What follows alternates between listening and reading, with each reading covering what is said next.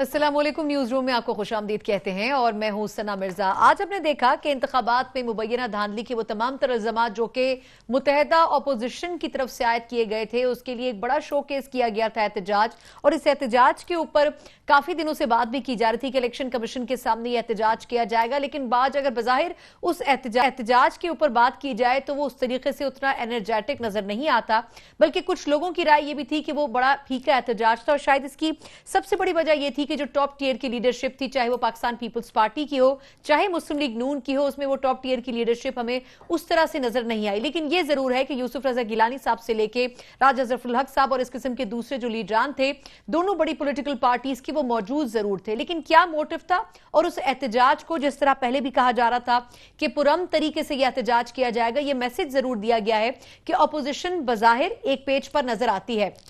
लेकिन आज प्रोग्राम में थोड़ा इस पर भी बात करेंगे कि अगर ऑन ग्राउंड रियलिटी देखी जाए तो पाकिस्तान पीपल्स पार्टी और नून लीग और वही पॉलिटिकल पार्टीज जो कि इस एहतजाज में एक साथ खड़ी थी, ये वही पॉलिटिकल पार्टीज हैं जो मुख्तलिफ हलकों में एक दूसरे के खिलाफ मुकाबलेबाजी करती रही हैं। क्या वाकई ये तमाम पॉलिटिकल पार्टीज अब जब पार्लियामेंट का रुख करेंगी तो वहां पर भी मुत्तहदा अपोजिशन का मैसेज दे सकेंगी? प्रोग्राम में हम जरा इस पर भी बात करेंगे।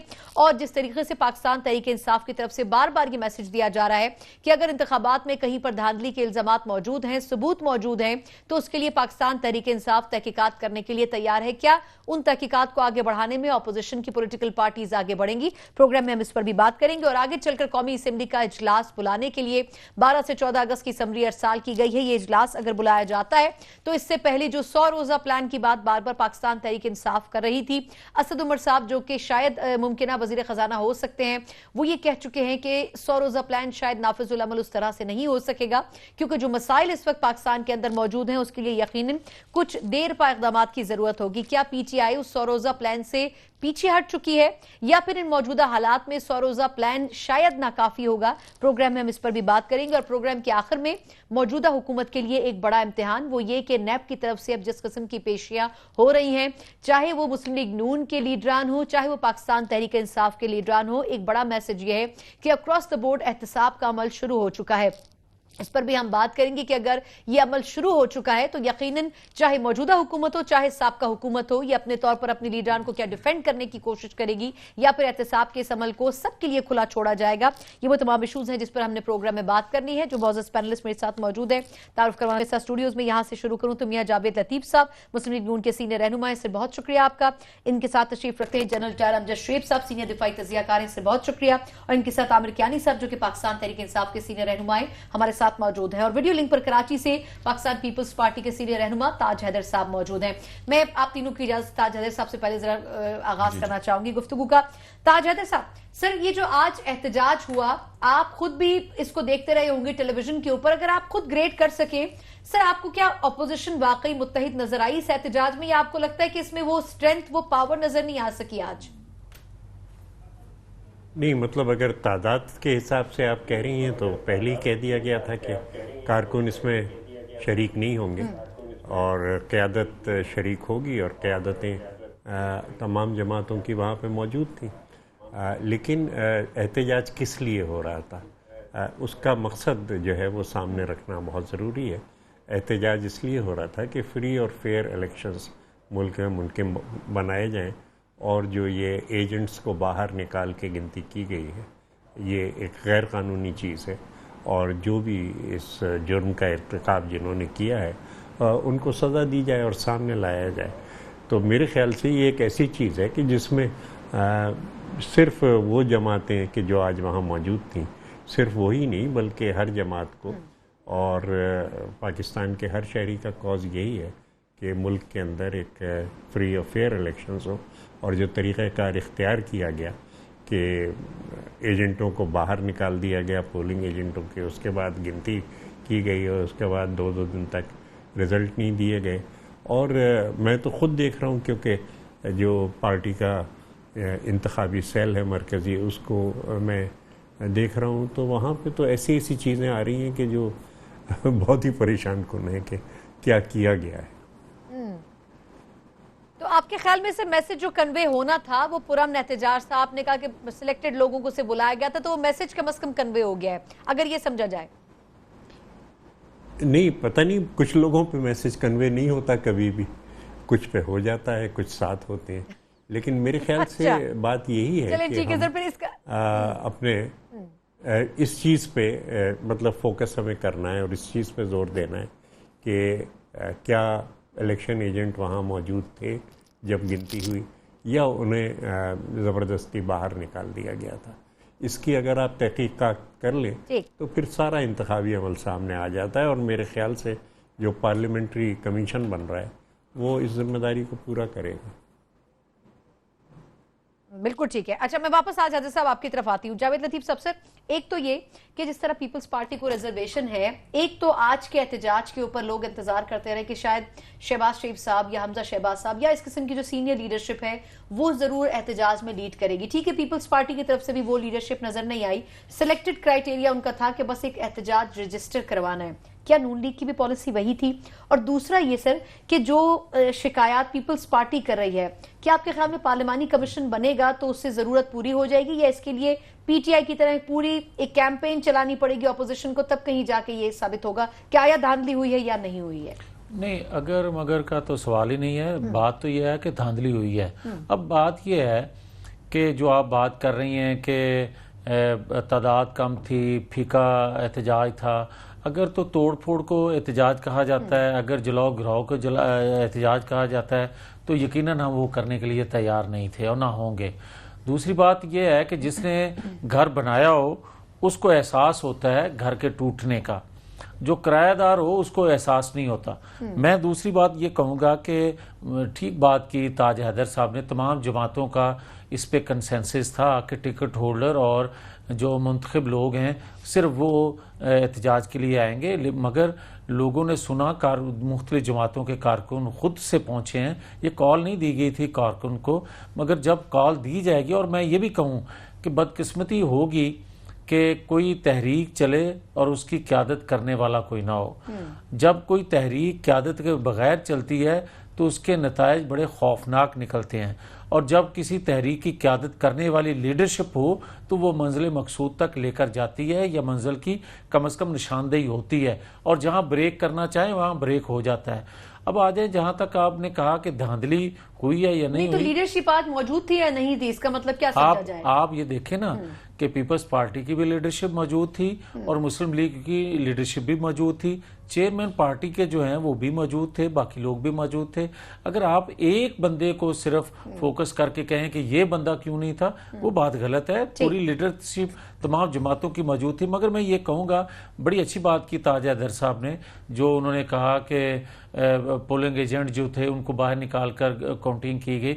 और ये शिकायत जो है, इसके अलावा भी बहुत सी शिकायत हैं इलेक्शन डे से पहले और इलेक्शन डे के दिन भी। वो ये था कि जब आप बेल्ट बक्स जो हैं, सील बेल्ट बक्स, उनको खोलेंगे भी नहीं, पोलिंग एजेंट के सामने नहीं खोलेंगे, काउंटिंग भी उनके सामने नहीं करेंगे, तो फिर उनका मकसद क्या है वहाँ बैठाने का? और पाकिस्तान की तारीख में ऐसे इंतखाबात कभी भी नहीं हुए कि पोलिंग एजेंट को भी बाहर निकाल दिया जाए और अपनी मर्जी का रिजल्ट तैयार कर लिया जाए। चलिए अमजद शेख साहब, सर एक तो ये कि क्या बाख्तियार इस इलेक्शन कमीशन को पिछले 5 साल तैयार किया गया, लेकिन इस पे हम वैसे पहले भी डिबेट कर चुके हैं, लेकिन जो अब अपोजिशन की पार्टीज कह रही हैं, सर ये शिकायत को क्या पार्लिमानी कमीशन तक ले जाने के बाद आपके ख्याल में वो भी एक हुज्जत तमाम करेंगे, या वाकई उनकी नीयत है कि धांधली अगर हुई है तो वो साबित हो सके, जब पीटीआई बार बार ऑफर कर रही है तहकीकात की? देखिए, पहली बात तो ये है, इलेक्शन से पहले मैंने बेशुमार प्रोग्राम इलेक्शन के लिए अटेंड किए, और उसमें बहुत सारे नाकदीन और बहुत सारे लोग तबसरा करने के लिए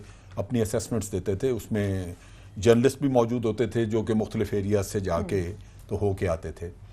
मैं पूरे वसूख से आपको बता रहा हूँ कि मैंने जितनी भी असेसमेंट सुनी है, उस असेसमेंट के लिहाज से पीपल्स पार्टी को सिंध में और नून लीग को बाकी जगहों पे निस्बतन ज़्यादा सीटें मिली हैं। हमारी जितनी भी असेसमेंट मैंने सुनी, उसमें पीटीआई के लिए तकरीबन 125 से 130 सीटों की बात होती थी, और नून लीग के लिए तकरीबन 50-55 तक की बात होती थी, इसी तरह पीपल्स पार्टी की। अब बात यह है कि वो असेसमेंट अपनी जगह पे मौजूद है, और मेरे ख्याल में उस लिहाज से अगर मैं देखूं तो मुझे यूं लगता है कि ये थोड़ा बहुत पीटीआई के साथ धांधली हुई, अगर कुछ हुआ हाथ तो पीटीआई के साथ हुआ है, ये मेरा अंदाजा है। क्योंकि जब ये सबूत हमें इस तरह के दिखाए जाते हैं ना कि वो कचरा कुंडी से वोट निकल आए, वो फला मैदान में पड़े हुए थे, शनाख्ती का, भाई अगर पीटीआई ने ये किया है काम तो वो कचरा कुंडी में जाके जलाएगा, उसके लिए घर में चूल्हा नहीं है कोई भी कि वो उसको खुफिया रखे। ये तो नजर आता है कि इस सिलेक्शन के प्रोसेस को कंट्रोवर्शियल करने के लिए एक खास ड्रामा रचाया जा रहा है और वो आप कर रहे हैं। अब चीज ये है कि इसको एक आप समझ लीजिए कि चलें पार्टीज मुतमईन नहीं है, बिल्कुल उनका राइट है एहतजाज करें, और एहतजाज उस लिहाज से सक्सेसफुल था क्योंकि मुझे उसमें काफी प्रोमिनेंट चेहरे नजर आए, और अगर ये समझा जाए कि पुलिस का लाठीचार्ज हो तो फिर एहतजाज कामयाब है, वो गलत है। मेरा ख्याल है कि उस लिहाज से एहतजाज दुरुस्त था, ऐसा एहतजाज महजब जगहों पर होना चाहिए, महजब कौमों का वतीरा है। लेकिन मैं ये समझता हूं कि अगर पार्लियामेंट्री आपने बनाई तो उसमें कभी भी आप किसी नतीजे पे नहीं पहुंच सकेंगे, क्योंकि ऑपोजिशन अपना एक पॉइंट ऑफ व्यू लेके बैठी होगी और दूसरी साइड अपना। मैं पर्सनली समझता हूं कि इसका तरीकाकार ये है कि ऑपोजिशन को जितनी भी उनकी शिकायत हैं वो रखनी चाहिए, इलेक्शन कमीशन के सामने वो शिकायत जमा करें और डिमांड ये करें कि एक इंडिपेंडेंट बेशक जुडिशल कमीशन हो या पुराने जो हमारे ये चीफ इलेक्शन कमिश्नर रह चुके हैं उनके ऊपर बना के तो एक बना दिया जाए कमीशन जो इस पूरे चीज को इन्वेस्टिगेट करे, पूरे प्रोसेस को देखे, जो लोग समझते हैं इस प्रोसेस को। लेकिन TORs में जो टर्म्स ऑफ रेफरेंसेस हैं उसमें तमाम वो शिकायत शामिल हों जो कि ऑपोजिशन देती है, वो देती है, वो टर्म्स ऑफ रेफरेंस, तो जवाब उनका चाहिए। तो तब ये जाके किसी हम नतीजे पे पहुंचे। और मैं पाकिस्तानी शहरी होने की हैसियत से ये कहूंगा कि अगर वाकई कहीं कोई धांधली हुई है, किसी के खिलाफ भी हुई है, पीटीआई के खिलाफ हुई है या इनके, वो दोनों सूरतों से दोनों शक्लों में हमारे लिए वो एक फिक्र का बायस है, हमारे लिए एक परेशानी। लेकिन इन एनी केस आपको लगता है कि धांधली हुई है, चाहे वो अपोजिशन की बात दुरुस्त हो या पीटीआई? मुझे जो लग रहा है वो मैंने आपको बताया कि ड्रामा रचाया जा रहा है ये कुछ कचरा कुंडियों का, जबकि बड़ी सी, और जब मैं आपको बताता हूँ, मेरे पास एक बयान पूरा पड़ा है जहां एक प्रिजाइडिंग ऑफिसर ये कहता है कि जी हम रिजल्ट, प्रिजाइडिंग ऑफिसर बल्कि जो प्रिजाइडिंग ऑफिसर वो कहता है जी कि हमें जब ये जाके आधी रात को हम भेज नहीं सके रिजल्ट, वो ले नहीं रहा था हमारा आरटीएस सिस्टम, तो परेशान हुए और फिर कांटेक्ट करना शुरू किया इलेक्शन कमीशन में। तो उन्होंने कहा कि अच्छा उसको छोड़ दें, अब मैनुअली तैयार करें। और वो कहता है जी मैं सुबह 10 बजे तैयार हुआ मैनुअली उसको फाइनल करके।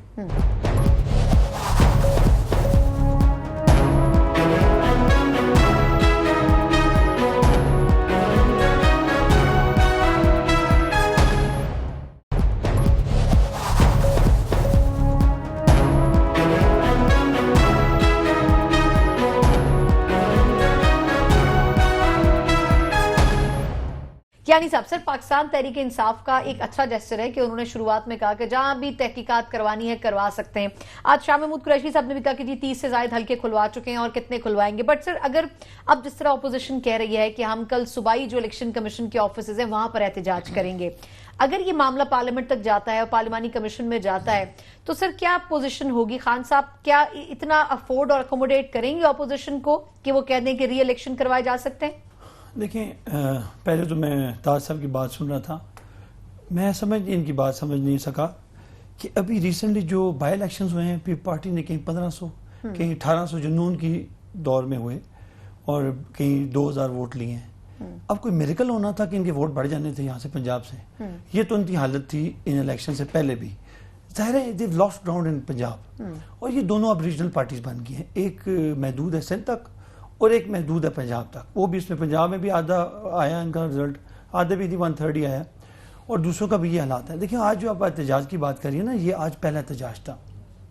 शहबाज शरीफ ने कहा जी कोई फ्लाइट का इशू था, जी फ्लाइट वो मौसम ठीक था, सारी फ्लाइट टाइम पे आई हैं, सब कुछ टाइम पे हुआ है। ये जो इनकी लीडरशिप थी वो सारी गायब थी, और जो इनकी लीडरशिप हारी हुई थी वो मौजूद थी।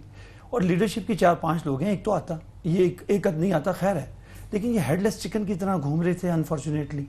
तो इनका तो कोई सिस्टम था ही नहीं ना। आज तो वो झंडे उठा के वो अपना, और उनका हक है, हम तो कहते हैं लगे रहे 126 दिन बेशक करें, हमें तो कोई इतराज नहीं है। लेकिन वो ये भी कह रहे हैं ना साथ पे कि हम इसको पीसफुल प्रोटेस्ट करना चाहते हैं, इसको मेरे भाई इंतशार की तरफ नहीं, बेशक उनकी चॉइस है, लेकिन ये लतीफ साहब फरमा रहे थे कि डब्बे बंद पड़े रहे और ये हुआ, तो भाई आपने ये सीटें जीती उसमें भी डब्बे बंद ही पड़े होंगे। जाहिर है जो आपने जीत ली उसके डब्बे खुल गए, और बाकी जो हम जीत गए उनके डब्बे बंद रहे। मतलब है कोई बंदा बात वो हो जो कुछ दूसरों को भी समझ आए। और इन्होंने कहा जी कि नहीं धांधली हुई है। भाई अगर आपके कहने से होता तो आप तो आज तक कभी ना सुप्रीम कोर्ट का ऑर्डर माना, ना आपने नैब का ऑर्डर करप्शन में माना, ना इलेक्शन कमीशन का माना, ना आपने पार्लियामेंट में कोई ऐसी चीज की। आप चाहते हैं कि जो आपकी ख्वाहिश हो वो पूरी हो। अनफॉर्चुनेटली आपने ये अपने दौर में खुद हमले करते रहे सुप्रीम कोर्ट पे, हिस्ट्री को छुपी तो है नहीं, और इसलिए इन्होंने किसी भी अदारे को ना रिस्पेक्ट दी ना इज्जत दी। अब क्योंकि हारे हैं, और जाहिर है हारना था। 50 साल से जो इनने इस मुल्क का हाल किया है, आप दुनिया की सारी रिपोर्ट्स पढ़ें जो इनका सत्यानाश इस मुल्क का हुआ है, तो ये क्या एक्सपेक्ट कर रहे थे कि दूध की नहरें निकाली हैं इन्होंने? यही रिजल्ट आना था, लोगों ने रिस्पॉन्ड करना था, लोगों ने रिस्पॉन्ड किया। मसला ये था कि इनसे हजम नहीं हो रहा, और आज भी जो हुआ है इनसे हजम नहीं हो रहा, और एहतजाज करें इनका हक है। हम तो कहते हैं एहतजाज करना चाहिए, बड़ा जरूरी है, ये अच्छी तो बात है। पार्लिमानी कमीशन सर अगर बनता है क्यानी साहब, तो फिर क्या, मेरा क्वेश्चन ये था कि क्या पीटीआई किस हद तक अकोमोडेट करेगी ऑपोजिशन को? देखिए हम अगर बिल्कुल, TORs रखते हैं हमें वो। पता है कि ये बहुत जबरदस्त इलेक्शन है। दुनिया की जितनी आपके इदारे उन्होंने भी कहा, हमने तो पहले भी कहा था, खान साहब जब आए, अभी तो खैर हमारी हुकूमत फिलहाल वक्त नहीं है, अभी जो मौजूदा हुकूमत है उन्होंने खोले, हमने भी उनको कहा जी जो ये खोलना चाहें गिनती करें। 35 हमने 4 किए थे तो उन्होंने 4 साल लगाए थे, तो ये तो 35 खुल चुके हैं, और अभी हमने वो मना नहीं सर, किया। लेकिन वहां पे धांधली उस तरह साबित नहीं हुई थी ना, उन नहीं, चार नहीं, में भी मिसमैनेजमेंट की नहीं, बात नहीं, की नहीं, गई, नहीं, बद नहीं, इंतजाम नहीं, की वो बात कह की रहे गई। हैं, फिफन ने कहा कि इससे ज्यादा ये ज्यादा शफाफ थे, और सेकेंडली आरओ का इलेक्शन किसने कहा था? पी पार्टी ने कहा था। देखिए ये बात नहीं है, उस वक्त भी अगर आप प्लीज लेकिन ये अच्छा पॉइंट है कि ऑपोजिशन कम से कम पार्लियामेंट। अच्छा अमजद साहब, सर मुझे एक थोड़ा सा एक न्यूट्रल पॉइंट और जरूर कहाँ चाहिए जाएंगे पार्लियामेंट? मुख्तसरन, वो ये कि कुछ ऐसे लोग हैं, जिस तरह अगर मैं बात करूं उस्मान डाट साहब की, तो उन्होंने रिकाउंटिंग की दरखास्त की, वो मुस्तरद हो गई। फिर साद रफीक साहब के हवाले से सुप्रीम कोर्ट ने उस फैसले को डिसमिस कर दिया। चाहे पीटीआई के लोग हों, चाहे नून लीग के लोग हों, इलेक्शन कमीशन का रोल आप किस हद तक से बैलेंस देख रहे हैं? मुख्तसर जवाब मुझे दे मेरा अपना ख्याल है कि इलेक्शन कमीशन को ज्यादा अकोमोडेट करना चाहिए लोगों को। अगर ख्वाजा आसफ के अगेंस्ट वो रिकाउंटिंग कह रहे थे, या कल इमरान खान के अगेंस्ट साद रफीक मांग रहे थे, तो अगर उनका कोई जवाब मौजूद है तो उसको कर देना चाहिए इसमें, ताकि लोगों को मतलब कोई शक व शुबा ना रहे। लेकिन साद रफीक साहब को इंशाल्लाह दोबारा मौका देंगे। खान साहब छोड़ेंगे सीट, मेरा भाई लड़े, खान साहब लाहौर की सीट छोड़ेंगे, गिनती करवाएंगे इंशाल्लाह, वो फिर दोबारा गिनती होगी। और हमने मौलाना फजल साहब को भी, अली गंडापुर साहब ने कहा है कि जनाब आप इस तरह करें, एक दफा फिर इलेक्शन लड़ लें। ताजद साहब से लास्ट कमेंट कि इलेक्शन कमीशन जिस तरीके से कोशिश ये करा, चाहे पीटीआई के कैंडिडेट हो, चाहे नून लीग के हो, किसी भी पार्टी के हो, सर आपको लग रहा है कि इलेक्शन कमीशन अब जो शिकायतें आ रही हैं उनको मुनसिफाना तरीके से मॉनिटर भी कर रहा है और जवाब भी दे रहा है? अच्छा, मेरे ख्याल से पाकिस्तान के चीफ जस्टिस ये नहीं समझते कि इलेक्शन कमीशन जो है वो दुरुस्त तरीके से काम कर रहा है। हम तो पहले से कह रहे थे कि हाँ, एक जानिबदाराना रोल है इलेक्शन कमीशन का, लेकिन अब बात जो है वो बहुत आगे बढ़ गई है। लेकिन जनरल अमजद ने बड़ी अच्छी बात कही कि मेरे ख्याल से फिर इलेक्शन कराने की ज़रूरत नहीं है। जो भी ये तखमीने होते हैं पहले जनरल के, वो हम उसको हम ऐलान कर दें कि जनाब ये हमारा रिज़ल्ट है, ना ही ये हार जीत का मसला है। दरख्वास्त में ये करूँगा कि बराए करम पार्लियामेंट की तौहीन ना करें। पार्लियामेंट ने इलेक्शन एक्ट 2017 पास किया, मैं उस वक्त पार्लियामेंट का मेंबर था, और पार्लियामेंट सुप्रीम बॉडी है, सॉवरेन बॉडी है। पार्लियामेंट का जो भी कमीशन बनेगा वो उसके सामने एविडेंस आएगी, और हम ये गुजारिश करेंगे कि वो सामने आए, वो उसको दिखाया जाए टेलीविज़न स्क्रीनों पे कि क्या कार्रवाई हो रही है, ताकि पाकिस्तान के अवाम देख सकें कि किस किस्म की चीज़ें सामने आ रही हैं। और अगर ऐसा होगा तो सब को पता चलेगा कि कहाँ पे मोहरें लगाई गई रात भर, कहाँ पे वोट फोल्ड किए गए, कहाँ पे जाके जलाए गए, किस तरीके से कुछ लोग थे जिन्हें कौमी मफाद का ख्याल नहीं था, उन्होंने कचरा कुंडी पे जाके फेंक दिया। नहीं तो बाकी किस तरीके से एहतमाम किया गया वोटों को ज़ाय करने का, जलाने का, किस तरीके से मोहरें लगे हुए वोट डब्बों के अंदर डाले गए, ये सब चीज़ें सामने आएंगी। और मैं बिल्कुल आपसे बताना चाहता हूँ पीपल्स पार्टी, मैं 3 साल का था। जी जी, पीपल्स पार्टी नहीं, हर एक साईं लतीफ़ साहब का शेर है, मुल्क मिलो ही मंसूर, कि मुल्क में एक एक मंसूर है, और सच बोलने वालों की यहाँ कमी नहीं है। वो आएंगे और सामने ला के चीज़ें रखेंगे, और उसमें से जो भी बात निकलती है उसको देख लीजिए।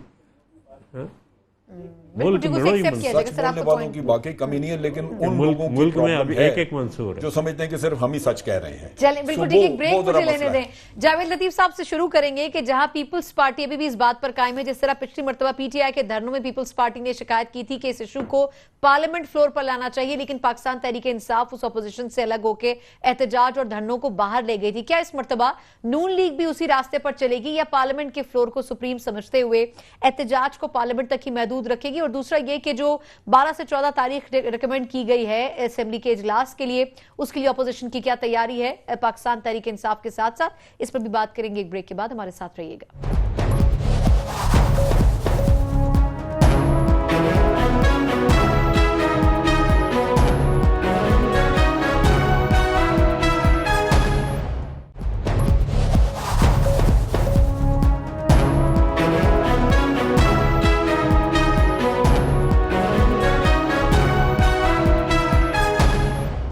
ब्रेक के बाद एक बार फिर न्यूज रूम में आपको खुशामदीद कहते हैं। मियां जावेद लतीफ साहब, आमिर कैनी साहब, अमजद शुएब साहब और हमारे साथ ताज हैदर साहब मौजूद हैं।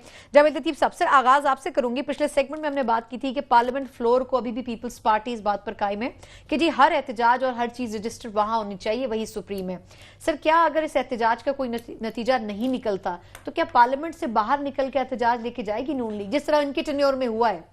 देखें, बात यह है कि एक अदालती कमीशन बना था धांधली के हवाले से, इनकी डिमांड पे पीटीआई की, और उसका जो फैसला आया किसी ने उसको माना। अब यहाँ तक बात है कि पार्लिमानी कमीशन बनाया जाए, हम इसके हक में हैं, ज़रूर बनना चाहिए। मगर सवाल ये उठता है कि 70 सालों में जितने इंतखाबात हुए, क्या वो मुनसिफाना इंतखाबात थे?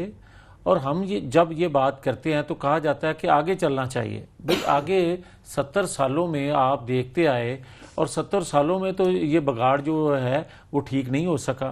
मगर इसके बावजूद मैं अर्ज करूंगा कि बदकिस्मती होगी, मसाइल का हल जो होते हैं इंतखाबात होते हैं पार्लिमानी निज़ाम में, मगर जब पाकिस्तान में इंतखाबात होते हैं और अपनी मर्जी के नताइज लिए जाते हैं तो बजाय इसके कि वो मसाइल का हल दें, मसाइल मजीद पैदा होते हैं। और अब भी ये कहूँगा कि छोटे सूबों से ये आवाज़ जब उठती थी कि ये निज़ाम जो है इसको मजबूत होना चाहिए, ताकतवर लोग जो हैं इस पर असरअंदाज होते हैं, ये नहीं होने चाहिए, तो सर उनके खिलाफ बना सके इलेक्शन कमीशन को। मेरा क्वेश्चन सर ये है, मौका मिला फिर भी नहीं कर सके, चाहे पीपल्स पार्टी के दौर में हो चाहे नून लीग के दौर में। मैं एक गुजारिश कर दूं, देखें उस वक्त भी जब छोटे सूबों से ये आवाज उठती थी तो ये उनको बुरा भला कहा जाता था कि ये रियासत के गद्दार हैं, ये बगावत कर रहे हैं आइन कानून की, रियासत के खिलाफ। मगर आज जब वही आवाज पंजाब से उठी है कि ये आइन कानून के पासदारी के लिए या पार्लियामेंट की बालादस्ती के लिए या अदारे अपनी डोमेन में रहें, अपनी हदूद उससे तजावज़ ना करें, तो आज कम से कम ये अल्फाज नहीं कोई कहता। हाँ, लीडर के मुतल्लिक जरूर कहा गया कि ये मोदी का यार है, गद्दार है, ये है, वो है, उसको सजा दी गई। सजा किस बात की? मियां साहब ने इदारों को मजबूत किया, आप ये कह रहे हैं? मैं ये कहना चाहता हूं कि मियां साहब इदारों को मजबूत देखना चाहते थे। मैं ये कहना चाहता हूं कि मियां साहब ये चाहते थे कि ये निजाम जो है इसको ताकतवर होना चाहिए, इस पर असरअंदाज नहीं होना चाहिए। जो उस वक्त हम 4 साल से कहते थे, आज तमाम जमातें वही बात कर रही हैं। और यकीनन ये नहीं, इसका कोई क्रेडिट नहीं मैं लेना चाहता, मगर मैं ये कहता हूं कि पीपल्स पार्टी अपने दौर में पीपल्स पार्टी ने ये आवाज बुलंद की, और पीपल्स पार्टी पर जो मुसीबतें ढाई गई वो भी सबके सामने है। आज जो हमारे साथ हो रहा है वो भी सबके सामने है। मगर इसके बावजूद मैं ये बात कहूंगा कि खुदारा पॉलिसी साज जो हैं, ताकतवर लोग जो हैं, इस बात को समझें, इस जरूरत को समझें कि पाकिस्तान को आज जितने बड़े चैलेंज हैं, अगर कौम का एतमाद, हाँ, कभी मसनूई हुकूमतें खड़ी करने से मसाइल का हल नहीं निकलेगा, कभी मसनूई क़यादत खड़ी करने से हल नहीं। ये आज भी जरूरत इस बात की है कि मुनसिफाना इंतखाबात करवाए जाएं। सर, फिर आपने गुफ्तगू के शुरू में जिस तरह कहा कि आज तक कभी पाकिस्तान में मुनसिफाना इंतखाबात आप भी करवा दिए जाएं, आप भी करवा दिए जाएं। मसाइल का हल इसी में है। ये है कि पुराने जितने भी इंतखाबात और जो कुछ भी होता रहा, सर एक के अलावा जो 70s के थे, आज तक किसी को ट्रांसपेरेंट नहीं कहा गया। लेकिन इल्जामात इसी तरह लगते रहे, वो भी नहीं थे, इल्जामात इसी तरह लगते रहे। उसकी वजह यह है कि एक वक्त पे एक पॉलिटिकल पार्टी एस्टेब्लिशमेंट की गोद में बैठती रही, दूसरे वक्त में बिल्कुल, दूसरी ये बैठती भी रही। इसका और एक मैं बड़ा फैक्टर है। कहूंगा कि कोई भी डिक्टेटर मेरे अपने नुक्ता निगाह के मुताबिक 1.5-2 साल से ज्यादा नहीं निकाल सकता अगर सियासतदान उसकी बैसाखियां ना बने। सही है। सियासतदान जो है वो उसको तूल देते हैं कि जमहूरियत का फसाड बना लेते हैं और फिर उसको सपोर्ट करके चलाते रहते हैं। मैं डिक्टेटरशिप के बहुत खिलाफ हूं, मैं कतन नहीं चाहता कि कहीं हो, क्योंकि मेरे नुक्ता निगाह के मुताबिक एक महज़ब माशरे में डिक्टेटरशिप की कोई गुंजाइश नहीं। बिल्कुल ठीक। अच्छा, अब उसको अगर सामने रखें तो मैं तो अगर फांसी देना चाहूं तो मुझे तो कम से कम कुछ नहीं तो कम से कम 2/3 पॉलिटिशियन जो आज बैठे हुए हैं उनको सबको साथ फांसी लगाना पड़ेगा, जो उनका क्योंकि हिस्ट्री जो पास्ट रहा जो है। पास हिस्ट्री है। अब चीज यह है कि तभी मैं बार बार कहता हूं कि भाई हम उस पिछले को अगर रोएंगे तो बहुत सारे की जान को रोना पड़ेगा जो इधर सियासत में बैठे हुए हैं। लेकिन फिर हम जैसा उसको छोड़ के इसको अंडरस्टैंड तो कर रही है ना, हाँ, पार्लियामेंट में तभी जा देखिए, रही है। अब चीज ये है कि अब एस्टेब्लिशमेंट या आर्मी वगैरह ये सियासत से अब बिल्कुल दूर है, इनका कोई वास्ता नहीं है। अगर मैं समझता हूं कि अगर इमरान खान या पीटीआई की मदद ही करनी थी तो फिर उनको 200 सीटें लेके देते। वो आज धक्के खा तो रहे हैं, एक एक को जाके झोली फैला रहे हैं। ये मदद की आपने अगर करनी थी। ये इलेक्शन है, पीपल्स पार्टी पहले से ज्यादा सीटें जीत गई है वहां पे। धांधली की होगी लाजमन इन्होंने। फिर अगर मैं धांधली की बात सबकी मैं सुनूं तो पीपल्स पार्टी सिंध में कैसे ज्यादा सीटें ले गई है? भाई अगर आप रोद हो रहे हैं कि धांधली धांधली धांधली, तो फिर आपने की है सिंध में, आपकी सीटें ज्यादा हैं। मैं जब असेसमेंट की बात कर रहा था तो मैं अपनी असेसमेंट की बात नहीं कर रहा था। मैं ये हर इलेक्शन में मैं देखता रहा हूं कि लोग असेसमेंट देते हैं क्योंकि दे गो राउंड, और वो असेसमेंट माशरा मांगता है उनसे, उसके बाद एक्चुअल इलेक्शन के रिजल्ट्स होते हैं। कभी लोग इस पे फख्र करते हैं कि जी मेरी असेसमेंट दुरुस्त निकली, कभी होता है कि उनकी गलत निकली। मैं अपनी असेसमेंट की बात नहीं कर रहा था, मैं वो कर रहा था जो मैंने मुख्तलिफ जगहों पे ये असेसमेंट उन प्रोग्राम्स में सुनी जहां मैं खुद हिस्सा ले रहा था। अब बात यह है कि जहां आप हार गए वहां आप धांधली कहें, जहां आप सीटें पहले से ज्यादा ले गए वहां धांधली की बातें कोई नहीं कर रहा। ये हमें अपने गिरबानों में झांकना चाहिए, इस तरह की बातें नहीं करनी चाहिए। ये वजह के खान साहब हर दफा जितनी मैंने असेसमेंट सुनी उस, और मैं खुद भी ये जानता था, लाहौर में पीएमएलएन को नहीं कोई हरा सकता था। मुझे पता था कि गुजरांवाला में पीएमएलएन को कोई, और ये सारे कह रहे थे। और ये भी हमें पता था कि जहां हारे हैं हमें पता था कि इनकी कमजोरी है, वहां पे देयर इज ए पॉसिबिलिटी। बाज जगह हम समझते थे कि 50-50 है, बाज जगह हम समझते कि ज्यादा चांसेस है। लेकिन अगर पीटीआई के पीछे एस्टेब्लिशमेंट होती तो मैं समझता हूं कि ये 200 सीटें लेते और बड़े आराम से हुकूमत करते थे। सर मुझे विज्ञान साहब की तरफ जाना, मुख्तसर बताइएगा। मैं जनरल अमजद शुएब साहब का बड़ा एहतराम करता हूं, मगर गुजारिश ये है इनकी खिदमत में मेरी एहतराम के साथ गुजारिश में मेरी टोपी ना उतारने में गुजारिश में मुख्तसर सर मुझे विज्ञान साहब की तरफ मैं इनकी खिदमत में गुजारिश यही करना चाहता हूं कि फरमा रहे हैं कि सिंध में पीपल्स पार्टी ने सीटें ज्यादा क्यों ली, खैबर पख्तूनख्वा में पीटीआई ने सीटें ज्यादा क्यों ली। अगर वहां परफॉर्मेंस थी तो पंजाब में भी परफॉर्मेंस मुस्लिम लीग नून की थी, हमें सीटें फिर वहां क्यों कम मिली?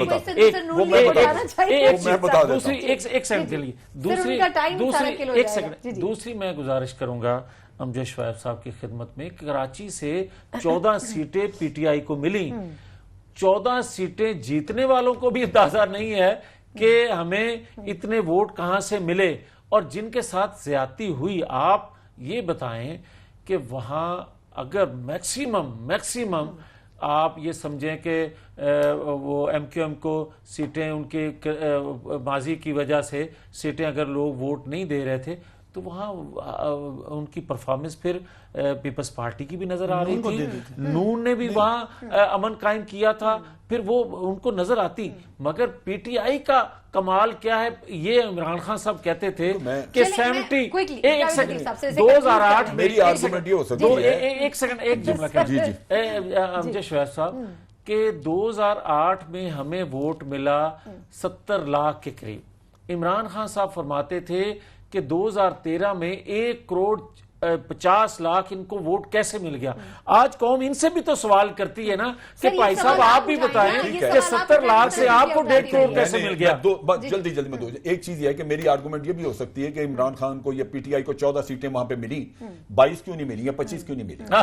ये इन सीटों में धांधली हुई है इसलिए उसको 14 मिली है, ये भी आर्गुमेंट है। लेकिन दूसरी तरफ ये भी चीज आप देखें, मैं जब लोगों से बात करता था कि भी मुझे बहुत सारे लोग कहते थे पीटीआई को वोट देने में, पूछता था क्यों, तो उनका जवाब ये कि वो कहते थे जी हमने नून लीग को भी आजमा लिया, पीपीपी को भी आजमा लिया, हम इनको भी मौका दे दें, कल ये भी कुछ नहीं करेंगे तो हम इनको भी धक्का मार के बाहर नैरेटिव भी चल रहा है। सर ये वैसे क्यारी साहब से पूछ लेते हैं ना 100 रोजा प्लान। क्यारी साहब सर, क्योंकि आप पीटीआई को रिप्रेजेंट करें, थोड़ा सा मुश्किल सवाल आपकी तरफ भी लाएंगे कि वो 100 रोजा प्लान सर हवा में हो गया। असद उमर साहब ने बिल्कुल मुख्तलिफ बात की है कि जी अब 100 रोजा नहीं, अब थोड़ा लॉन्ग टर्म पॉलिसी पे चलना पड़ेगा। तो अवाम तो सर कुछ जो चीजें कही गई थी उसको बुनियाद बनाकर अवाम ने पीटीआई को वोट दिया है ना। देखें, एक तो पहले ये तो जरा हट गया सवाल, ये मेरे भाई जो बातें कर रहे हैं, ये जब जीतते नहीं है ना, इनके बड़े इश्यूज होते हैं, ये बड़े परेशान होते हैं कि ये वो 14 वहां से लेके 18।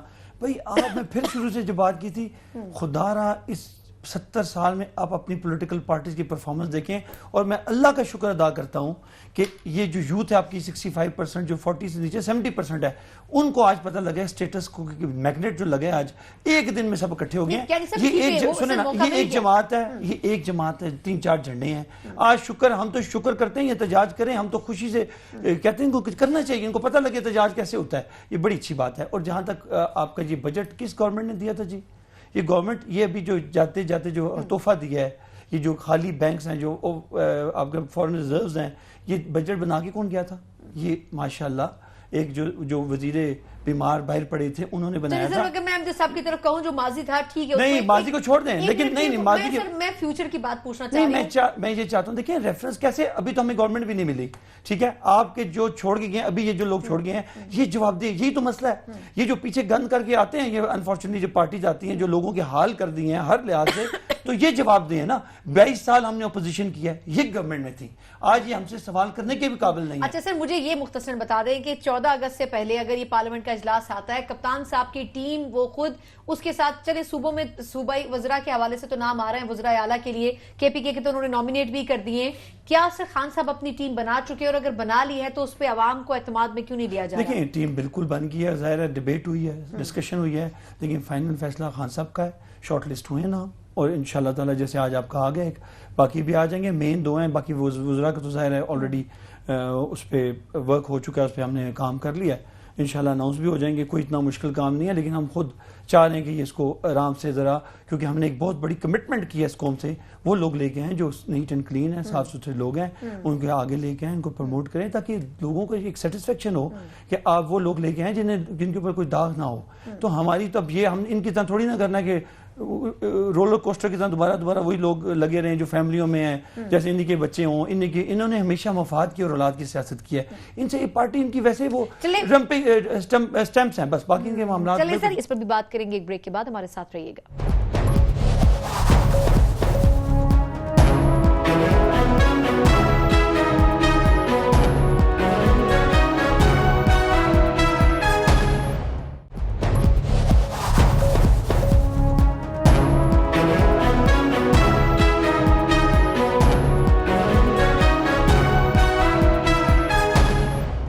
ब्रेक के बाद एक बार फिर न्यूज रूम में आपको खुशामदीद कहते हैं। ताजहद साहब सर, ये जो इजलास होने जा रहा है सर, पीपल्स पार्टी बड़े स्ट्रांग फुटिंग के साथ मुत्तहिदा अपोजिशन की सूरत में जाएगी, लीड कौन करेगा सर? आपके ख्याल में नून लीग को मौका देगी पीपल्स पार्टी, या अपनी इनफरादी हैसियत बरकरार रखेगी पार्लियामेंट में?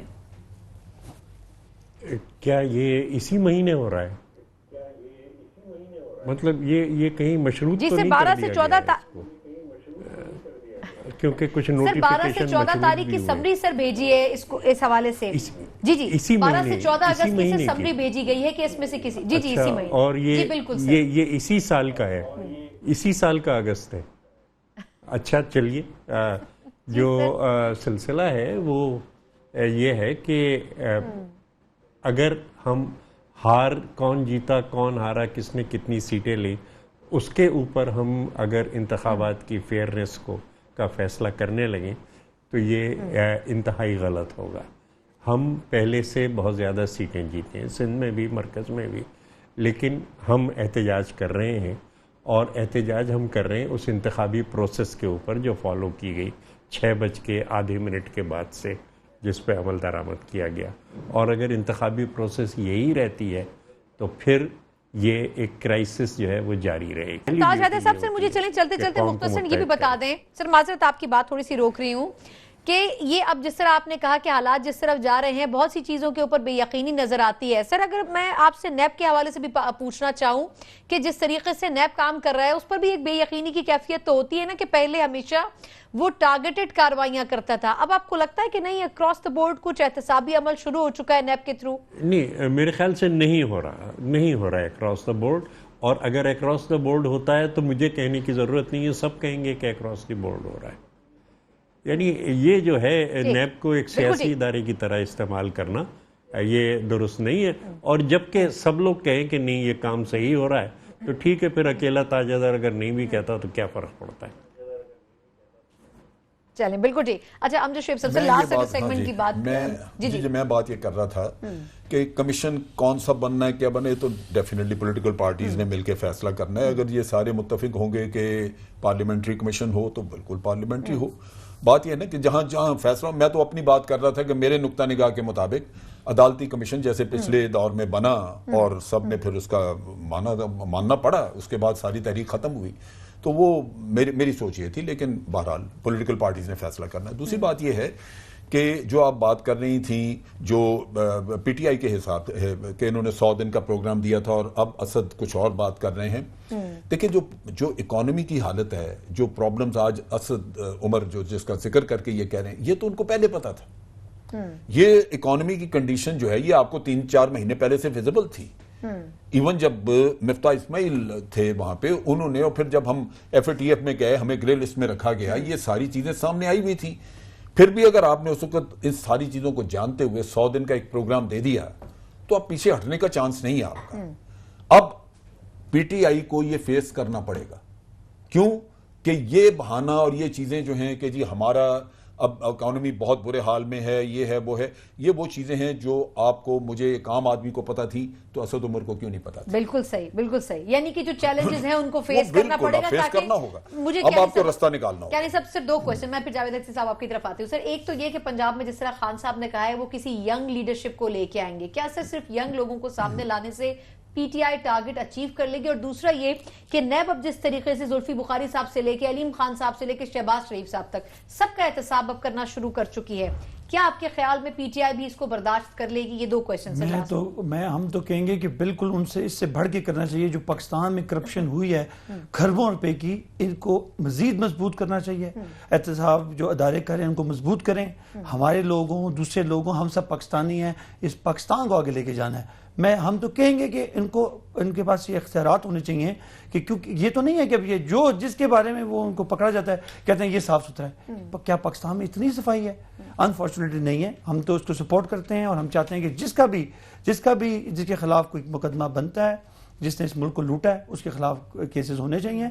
और जो है ना असद उमर साहब की बात की, देखें, हमने कतई नहीं कहा कि हम कुछ 100 दिन से हट रहे हैं। हम कहने वो हमारे लिए थोड़ा मुश्किल हो जाएगा, लेकिन ये नहीं है कि हम उससे हटेंगे, इंशाल्लाह डिलीवर करके देंगे। ये हमारा इंशाल्लाह इरादा भी है। कौन सी यंग लीडरशिप आ रही है? देखिए, पंजाब में डिस्कशन जरूर हुई है इस पर। सिर्फ और सिर्फ इमरान खान साहब को पता है कि उन्होंने फाइनली किस 3-4 लोगों में से इनको सिलेक्ट करना है। उसके अलावा किसी को नहीं पता। अगर कोई कहेगा तो गलत कहेगा। चले, ठीक है। जावेद लतीफ, सबसे लास्ट कमेंट कि ये जो नैब जो कुछ कर रहा है, अब तो पीटीआई के लोगों को भी बुला रहे हैं, परवेज इलाही साहब वगैरह, यानी अक्रॉस द बोर्ड कोशिश तो की जा रही है। क्या नून लीग को इख्तिलाफ है इससे? देखिए, अक्रॉस द बोर्ड को तो कभी नहीं हुआ, इससे पहले भी ना अब होगा। मगर ये अभी आप जो 100 दिन की बात कर रहे थे, इस पर मैं एक ज़रूर जुमला कहूँगा कि आप ये देखें, 2013 में जब हमें हुकूमत मिली तो $7 अरब के रिजर्व थे हमारे पास।